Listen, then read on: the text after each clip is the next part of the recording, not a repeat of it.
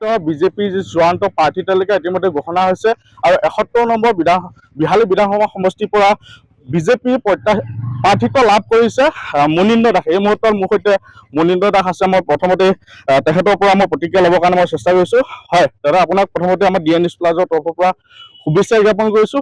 বহু প্ৰত্যাশিত বিজেপিৰ যি প্ৰাৰ্থী তালিকা চূড়ান্ত প্ৰাৰ্থী তালিকা ইতিমধ্যে ঘোষণা হৈছে আৰু বিহালী সমষ্টিৰ পৰা দলে আপোনাক প্ৰাৰ্থিত্ব প্ৰদান কৰিছে। এই মুহূৰ্তত আপোনাৰ অনুভৱ কেনেকুৱা আৰু কি ক'ব? মই অনুভৱ শব্দৰে প্ৰকাশ কৰিব নোৱাৰোঁ। মই এজন সাধাৰণ ঘৰৰ ল'ৰা আৰু সাধাৰণ মই কাৰ্যকৰ্তা ভাৰতীয় জনতা পাৰ্টীৰ। দলে মোক প্ৰাৰ্থিত্ব প্ৰদান কৰিছে, তাৰ বাবে মই পোনপ্ৰথমে মই ভাৰতৰ প্ৰধানমন্ত্ৰী নৰেন্দ্ৰ মোদী ডাঙৰীয়াক আন্তৰিক ধন্যবাদ জ্ঞাপন কৰিছোঁ। আমাৰ ৰাষ্ট্ৰীয় সভাপতি নীতিন নবীনজীক আন্তৰিক শুভেচ্ছা ধন্যবাদ জ্ঞাপন কৰিছোঁ।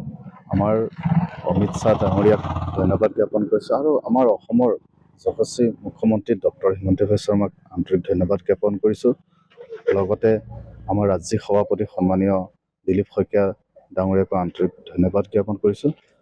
যিহেতু মই এজন সাধাৰণ ঘৰৰ ল'ৰা, সাধাৰণ কাৰ্যকৰ্তা, মোক ইমান ডাঙৰ গুৰু দায়িত্ব অৰ্পণ কৰিছে, মই সঁচাকৈ শব্দৰে প্ৰকাশ কৰিব নোৱাৰোঁ।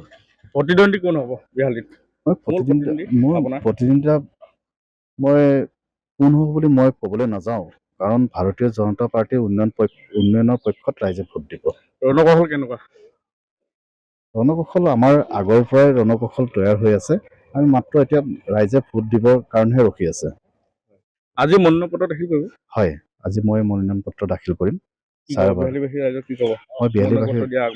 মই বিহালীবাসী ৰাইজক মই আশীৰ্বাদ বিচাৰিছোঁ, যাতে বিহালীবাসীৰ ৰাইজৰ সেৱা অৰ্থে মই আজি মনোনয়ন পত্ৰ দাখিল কৰিব ওলাইছোঁ। সকলো ৰাইজে মোক আশীৰ্বাদ দিয়ক, ভগৱানে মোক শক্তি দিয়ক, ৰাইজৰ উন্নয়নৰ যি ধাৰা সেই ধাৰা অব্যাহত থাকক বুলি মই ৰাইজক মই আশীৰ্বাদ দিবলৈ মই অনুৰোধ জনাইছোঁ। বিহালী জয় হ'ব আপোনাৰ?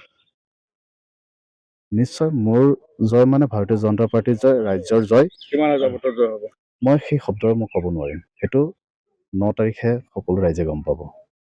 এয়া আছিলে ৭১ নম্বৰ বিহালী বিধানসভা সমষ্টিৰ পৰা যি প্ৰাৰ্থিত্ব লাভ কৰে বিজেপি প্ৰাৰ্থী মনীন্দ্ৰ দাসে খুবেই আশাবাদী যে বিহালী সমষ্টিৰ পৰা ৰাইজে ভোট দি তেখেতক বিধানসভালৈ নিৰ্বাচিত কৰিব আৰু আজি কিছু সময় পিছতে যি মনোনয়ন পত্ৰ সম্পাদকসকলৰ লগত লৈ মনোনয়ন পত্ৰ দাখিল কৰিব আৰু বিহালীবাসী ৰাইজৰ সহযোগিতা কামনা কৰিছে।